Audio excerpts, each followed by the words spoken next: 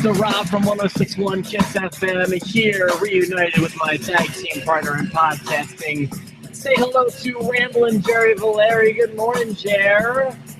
Good morning. Happy Fat Tuesday, or as I like to call it, Public Urination Day. Happy Public Urination Day. I think I think at least in this studio, you are the thin one in the room for sure. Right. Well, I'm constantly sweating it out. Look at that. Jeez, hey now. Look at that. Look at this one. This one's much worse. Wow, that's some Valeri stuff going on. I bet you I may.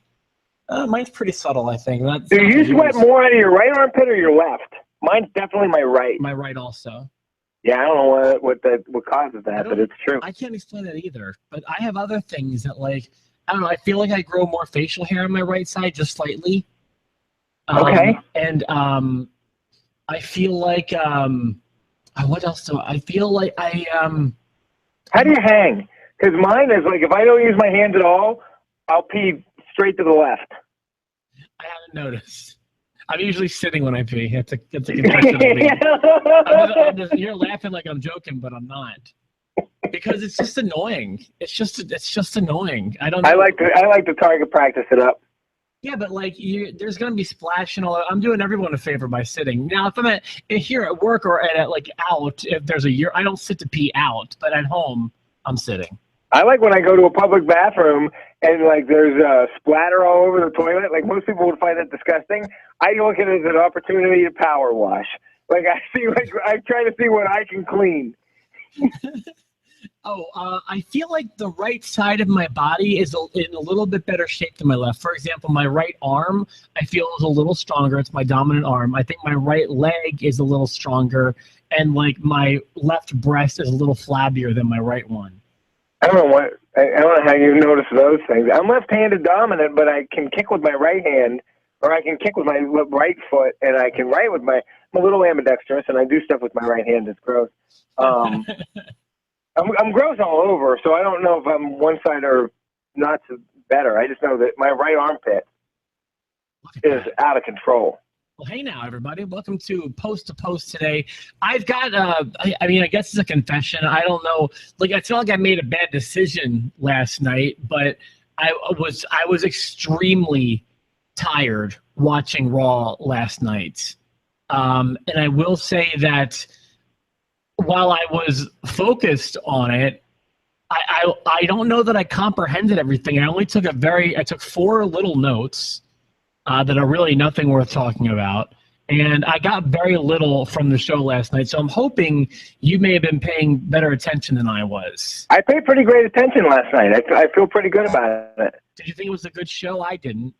I thought it was okay. I think that the complaint is what the complaint will always be, that it's awfully long. It really is. It's just very long. It would benefit from it not being as long. That's all. Yeah. It was an okay show. I found some things more interesting than upsetting. Like I find it interesting that Kevin Owens is the Universal Champ, yet he very rarely gets like end of show booking. He's always in the beginning or the middle. Ever since August 29th, like he's never really been the main focus of the show, even though he is the primary title holder. I haven't thought about this. I don't think that's a comment as much on Kevin Owens. I feel like since the brand extension, they've been trying to put different storylines in the main event spot. We've talked about this.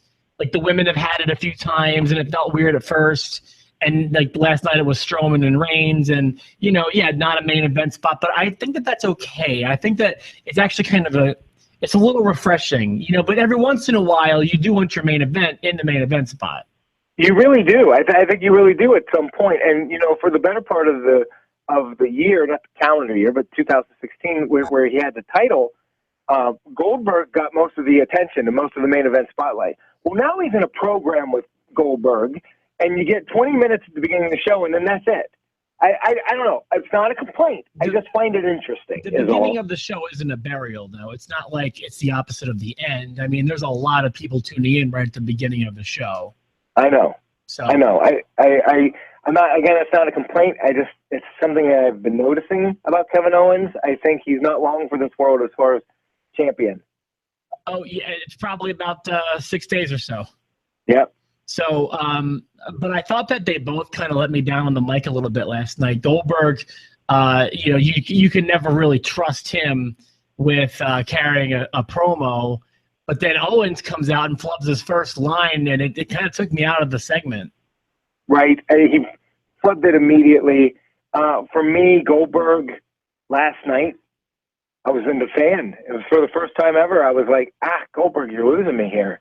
It was, yeah, it's just, this is not his strong suit. Like, what you're probably seeing is probably what everyone else has kind of been seeing for, you know, since he was in WCW.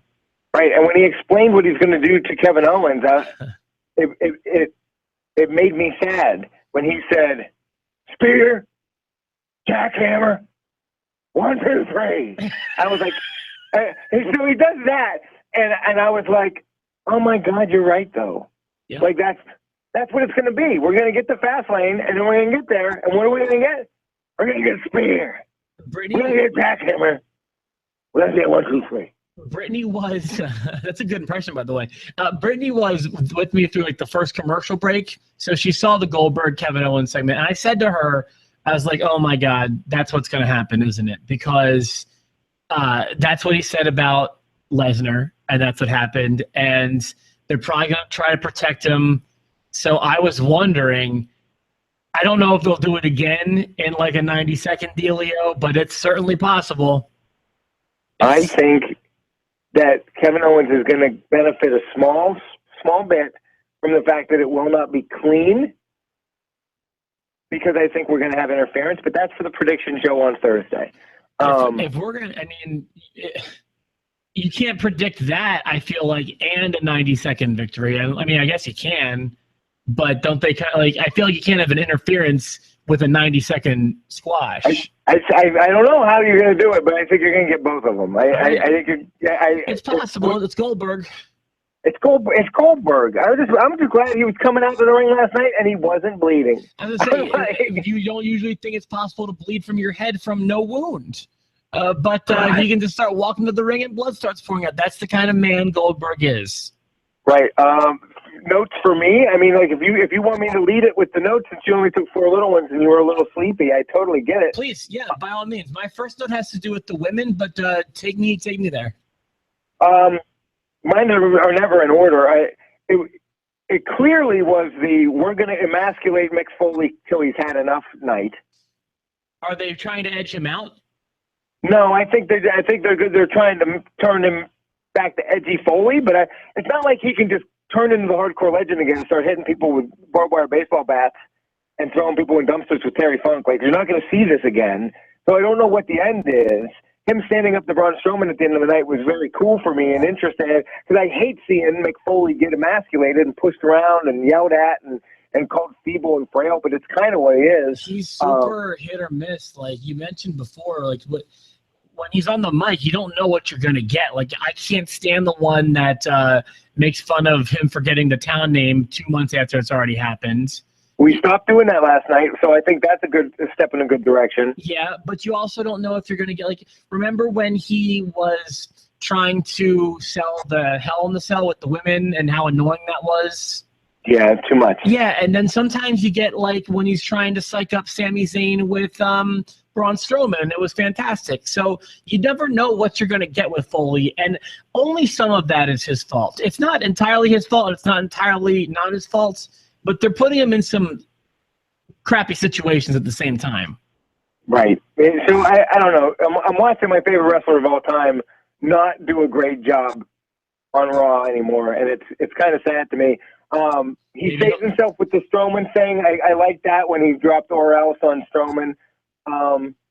So the Foley thing went the whole way through the show, but until you see your favorite wrestler in a match with Vince McMahon several years after leaving at WrestleMania, then you talk to me about what seeing your favorite wrestler fall off the cliff is like. How bad was that for you?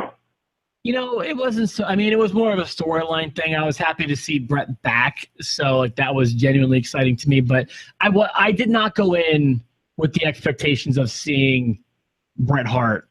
You know what I mean? Well, that's what it is for me. People are like, "Oh, Mick Foley's on every night. Are you going to be happy?" I'm like, "I'm not, though." Yeah, but I mean, I'd rather have like let's say I was a huge Mick Foley fan, which I'd say I'm a Mick Foley fan. I wouldn't say I'm a huge or I dislike him, but I'd rather see him in this position than not at all. Yeah, I agree with that. And that's why I kind of liked how by the end of the night, I kept thinking, okay, here we go. End of the night, he's going to stand up for himself and do something. I thought he was going to attack Braun Strowman. I was like, this could get really ugly. I thought, is Mick going through a table here? That would be a heck of a spot. Actually, one of my notes had to do with this Foley Strowman stuff. It was a little bit of illogical booking, in my opinion, on Strowman's behalf, although it did kind of pay off in a way that could negate my comment. But the note I took was, remember when Foley and Strowman were talking in the back and, you know, Foley was like, you can't have Roman right now. And Strowman was like, you know, I want a contract. Was kind of what he was saying. Yeah. In real life, the Strowman character would not care about a contract.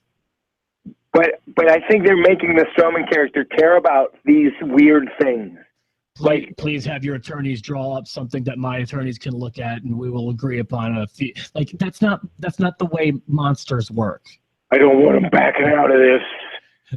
My attorney says we need something legally binding in writing, please, by the end of the business day.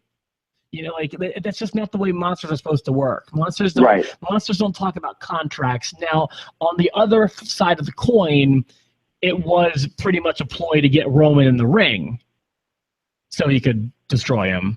He just wanted to destroy him, which I thought was a fun segment. It was great. You know me, man. Big dudes fighting outside the ring. I was happy. That was my peak. I was really dozing, and it's not the fault of this. I don't know. I was out of it last night. I ran for a little bit, which I haven't been doing much of because of my back, and I didn't get much sleep the night before. And I was toasted from this mortgage stuff. My brain was fried. You were done, and I was all cracked out on pre-workout that was still kicking through me from when I went to the gym, so I was wide awake. Yeah, I'm happy for you. I'm glad that you had it. So the brawl was pretty good. Tell me how that last segment unfolded when they both got to the ring. Was Foley there? Foley's the reason Roman came out, because Foley stood up to Braun Strowman. He's like, "You're gonna stop talking to me like this, blah blah blah blah blah, or else." And he gives Braun Strowman one of his own or else's, and Braun Strowman looks like he's about to destroy Mick Foley, and then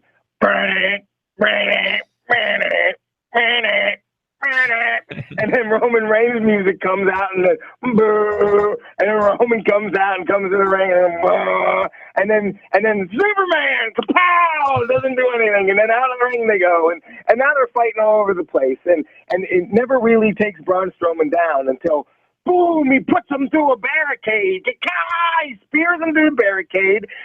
There's a camera guy that I don't think was supposed to be there. He's dead. And, like, everybody's on the floor. Roman Reigns gets into the ring. I'm going to sign this now because our lawyers can get involved. And Braun Strowman stands up and he's like, and then he gets into the ring, and then they fight again, and then he takes Roman Reigns and he throws him into the turnbuckle, and kabloom! Everything breaks. I remember the turnbuckle and it ends with Roman Reigns signing it. Boy, I gotta tell you, you did a much better job of explaining that than I probably was watching it. Yeah, well, that's what I saw. I like that stuff. I wouldn't call that a kabloom, everything explodes. I would say the turnbuckle fell apart. It was more like a clang. You know what I mean? But yeah, I do remember that part. Okay, thank you for keeping me up to speed on that. I liked it, and I know that I'm alone. You're not alone. It's just you and Steve and Michael and all those guys, and you. We consider ourselves smart wrestling fans. I'm a mark. I don't know. At heart, I'm a mark. We're all marks, and don't even I hate that word because it's taken on this negative connotation. But really, a mark is someone who likes wrestling. So I love when the ring explodes. It didn't explode though. Did you ever show your boy the SmackDown I told you to show him? Not yet, but he's going to lose his mind. We got a baby step. I can't show him that one now. I got to show him last night so he can see a third of the ring explode and then be really thrilled when the whole thing goes. This has happened on accident numerous times. I remember Chris Jericho breaking a middle rope. The Rockers and the Hart Foundation broke a rope one time, I think, during a Saturday night's main event. I'm not even sure that match made air, but, I mean, that's what that was. That wasn't the ring exploding. It was like a mortar went off. I just got a message from Steve. He says he did, in fact, like the segment last night. I'm not surprised. You're not alone about this. I thought it was good. I haven't said anything bad about it, and I haven't said anything bad about this feud. I like Roman Reigns in this role. I really do. Listen. Now, Michael Virgin wrote last night on Facebook, and I have to go back and see it. He thinks that there was canned heat for Roman Reigns. He thinks that there was a Roman Reigns, there was a Roman chant, and it was loud, but he thinks that it was faked. Are we sure it wasn't Strowman? I don't know. I have to check that. I don't want to comment on this until I really watch it. But Roman. It could be the same thing. You never know. The WWE way is they very rarely will fake it live. Not saying they're above it, but if they do it in post. They do it afterwards. They faked it live at WrestleMania last year. Did they? Well, they kind of muted. They kind of muted the boos for Roman Reigns. I don't remember. So they stapled those. But we're at the end of the show, and I'm sorry that my notes are all scatterbrained. It's fine. And for the record, I haven't said anything bad about that segment. I haven't said anything good about it, but I haven't said anything bad about it, and I haven't said anything bad about this feud. The Seth Rollins segment I thought was really great, and that gave me. I hope you were awake for that because I want to know what you were feeling. I wouldn't say I felt that much. I'm telling you, when Triple H comes out and he's talking to Seth Rollins, and then he says, "You know, Joe," and then all of a sudden Samoa Joe's there. I felt like I did like that. That was cool. I felt real anxiety. I was getting like anxious for Seth Rollins, like he was trapped. Unlike John Cena, when he can go every direction and get away from a two-man squeeze, Seth Rollins couldn't. He's on one leg, and he was about. I was like, he's going to get destroyed. I make fun of it like a 2D platformer, like Super Mario Bros. Like you can only go left and right. Like what's wrong with you? But yeah, when you're a one-legged man, that is true. You do become trapped. I thought he was trapped, and he felt really trapped, and it felt like it was a really well done segment. It didn't end with any violence, which didn't make any sense to me, but I'm okay with it. For the longest time, I thought it was a work. I thought before Joe showed up, I thought Triple H is going to come out, he's going to mock him, and then he's going to get like super kicked. I thought Rollins is fine. He's clearly not. Well, so wait, are you getting the impression that he's not going to make it to Mania? I think he's going to make it to Mania, but I thought last night was the night where he was. I thought it was a huge work to get Triple H out there and then attack Triple H. Oh, okay. So you thought I thought it was a trap for Triple H. I thought it was a set trap for Triple H, but it wasn't. Okay. I thought that was a great segment. Yeah, I just thought I didn't feel like it didn't really. What am I trying to say? It didn't make me want to see them fight more. I guess it wasn't bad. You know what Seth Rollins is having a hard time with? What? Getting face heat. He can't do it. It's not natural. I think he's doing it. I think he's doing okay, but he's certainly more natural as a heel, without a doubt. Yeah. I agree with you. It is. In this day and age, it's easier to be a heel. I would say for certain people. It is. And Rollins is one of those people, I think, for sure, without a doubt. Yeah. Anything else you want to tell me about? I have a goofy note, and then I'll let you take over. Okay. Well, I mean, I wish you'd say more. I wish Jinder Mahal had a gimmick that wasn't nationality based. I don't need Jinder. And I think he would be good if they did that. I like his look. I didn't mind him in the ring. I've never really heard him talk that much. I feel like he's the kind of guy we talked about last week. If they had the Bobby Heenans and stuff, if they still did managers for dudes that have a great look and are serviceable in the ring, but just need a better match, if they still did that kind of thing, he would be perfect for it. I think so. And no one ever talks about Jinder Mahal, so I thought I'd mention it. Jinder doesn't pack that punch that, you know, a lot of WWE stars do. He doesn't make that connection. He doesn't stand out. I feel like he's kind of a lost cause, and I hate saying that about anybody. I'm not saying he's bad.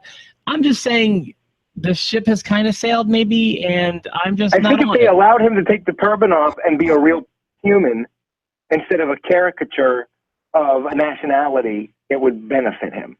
It would benefit him, but I'm not sure it would be enough to really make him stand out in the sea of WWE, personally. Right. Okay. Anything else? What about I remember Lana? How about Lana? I don't remember. Oh, how about Lana? I know you like her. I do too. Oh my Lord, dude. Yeah, does she look great? I'll have to check it again. I think she looked better than she has. And really? It just keeps getting better and better and better and better and better. Hey, and I sound so creepy. I know I sound creepy. I can't help it. She does it, man. She floats the boat. Hey, nothing wrong with that. What about Emma? Wasn't anywhere to be seen, was she? No, we have to wait. You're 16 weeks away from this. So what are you talking about? We just saw her. Talk about the ship. She comes back every 17 weeks. Talk about the ship sailing. This is just so stupid. Speaking of the women, I thought it was so. It wasn't an error, but there was something I took away from the women's promo. Right. So right before Charlotte announces that Dana Brooke is not her tag team partner and Nia Jax is, I thought it was so funny because she's in the ring. It's Charlotte talking to Bayley, to Sasha, to Dana Brooke, and she's kind of trying to build suspense because she's not choosing Dana Brooke to be her partner. And she's like, it's not going to be Dana Brooke. You'll never guess who it is going to be. And I'm thinking, literally, every other choice is already in the ring with you. So it's pretty obvious who you're going to choose. Suspense fail. Right. Was there anybody that didn't go, oh, so here comes Nia Jax? Nobody. By process of elimination, unless you're going to have a jobber, unless you're going to have, what was the girl's name from last week who looked like Powder? Unless you're going to bring Powder out, who the heck are you going to choose? Be real. Here comes Stacy Keibler. you never guessed it. Yeah, I just mean, like, you can't build suspense when you have a 5-person roster.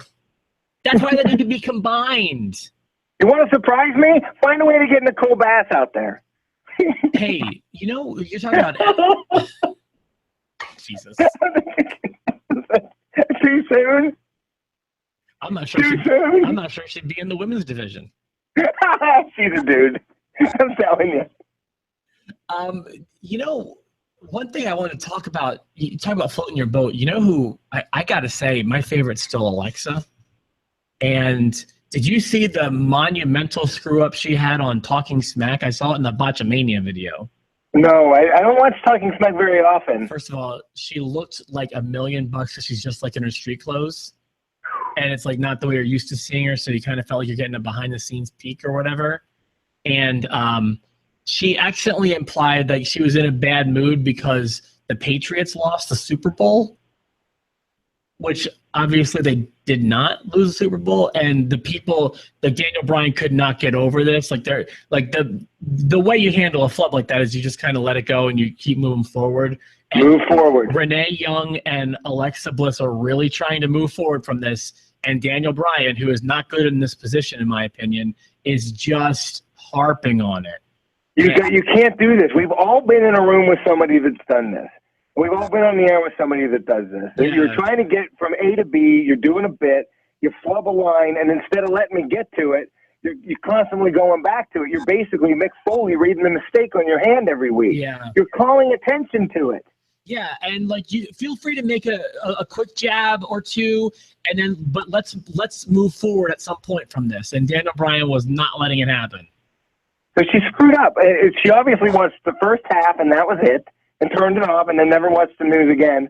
Also, that happened like a long time ago. I'm not positive. Like I said, I saw a Botchamania video, so I don't know if it was last week or the week before or when it was. I think it was this past SmackDown or whatever. When you say Daniel Bryan's not good in this role, do you mean not good in the role of talking smack, or do you mean in the role of general manager of SmackDown? I meant talking smack. I have to give more thought to the second part. Okay. I feel like he is kind of a value. I'm just not sure he's being used properly, I guess. So there's that. And then I have two more notes that I took. The first one was when they announced that Samoa Joe was going to be fighting Cesaro last night. My note was, "Dear Joe, please don't kill Cesaro." Don't break Cesaro. I kind of like him.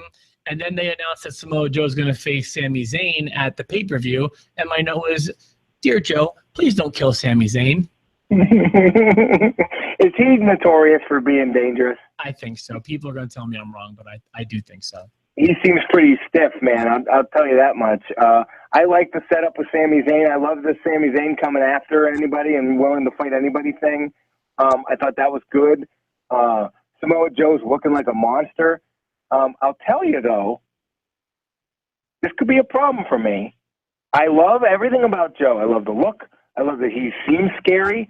I like that he's legitimately hard-hitting. And I love his theme song. I like everything about him. But he put on a match with Cesaro, and I usually love Cesaro's matches. I wasn't really over the moon with that match. It was kind of boring, and Cesaro doesn't put on boring matches, not singles matches. No, he doesn't. That's all I'm saying. You said it, not me. Well, I'm just saying the match didn't do it for me. Everything else about Joe does it for me. But the match itself, I was like, I wasn't blown away. Samoa Joe is the internet darling. Everyone says I'm wrong about him, but I'm just saying, watch for yourself. Just watch for yourself. Make your own decision. It seems like you're coming to the same. And what you said at the beginning of that, I agree with too. I love Joe because he's very stiff. He's hard hitting. He brings intensity. I'm genuinely scared of him. I do think even though he's fat, he could beat me up. And I wouldn't want to step into the ring with him. You love legitimacy, and you like when you don't have to suspend too much disbelief. I don't find it hard to believe that he can kick people's asses. Yeah, correct, absolutely. But it's just they're not what I like out of wrestling matches. He's not awful. I don't think he's awful. I don't hate him. He's just not what everyone claims he is. I have to see more. I just noticed that last night, and I was like, okay, we'll see. There's a few people I'm having this situation with. I certainly don't want to come down on a guy like Nakamura. I'm just saying I haven't seen what everyone else has seen yet. It could be there. I haven't seen a whole lot of Nakamura matches. I'm just saying they've been okay. They've been all right. I've seen 2 Nakamura matches, and I like them both. But they were big matches. I don't watch NXT very regularly. But I saw the Nakamura's Zayn match everyone's talking about. Garbage. Oh, God. And I saw Nakamura and Bobby Roode, and I thought that was good. That was fine. And the Sami Zayn match with Nakamura, it wasn't garbage, but it was just overhyped and not 5 stars and not even close in my opinion. And it drives me crazy that everyone's heralding this match as something that wasn't. It was special because it was unique in that it was a match we never thought we would see. Seeing Nakamura over on the States with a WWE product was very interesting. I agree, but that match, watch it back if you don't believe me, was not 5 stars. It wasn't even close. Agree or disagree, Fastlane's turning into a pretty good-looking pay-per-view. Fastlane doesn't look great, but it looks good. I think it looks good. I'm interested with just about every match. Yeah, it's had a good bit of time to build. It's had some direction for a while now, and yeah, I've got excitement. I am bummed. This was the one we were supposed to be watching together, and I know you can't make the trip, so that's a little bit of a bummer. It's bittersweet for me because I like the card. I like Goldberg and Kevin Owens, one of my childhood faves and one of my teenage faves, and my favorite now. They're fighting. Roman Reigns, Braun Strowman is going to be a big Haas match where they're fighting and killing each other outside. I'm going to love it. There's so many good matches that we would have fun doing together, and I was supposed to be there this weekend. Going to Florida instead with my son because it's his birthday, but it's still bittersweet. I won't be here next week. That's something to mention. So Monday you'll have to do the review with someone else other than me. Okay, yeah, I'll put that together. Thank you. But we will have predictions on Thursday. Yeah, and I'm going to win because I know I could lock in. I could pick every match right now in 30 seconds. Okay, I still want to do my homework before I lay down my predictions. So on Thursday's episode, we will recap the episode of SmackDown from tonight, and we will give our official predictions for Fastlane. Anything else you want to throw in before I wrap it up? I feel like that's pretty much it. Guess what we didn't talk about at all, and I don't care that we don't. I just wanted to mention, you and I didn't mention the cruiserweights. What's that say? Why would we? Last night. What's that say? I feel badly. Like I want to like that, but it's on its own island. It doesn't even feel like it's the same show. Yeah. I guess I just didn't have a lot of thoughts on it last night. I mean, it's nothing new that regular watchers haven't already heard before. Got rid of the purple ropes. Got to get rid of isolating it.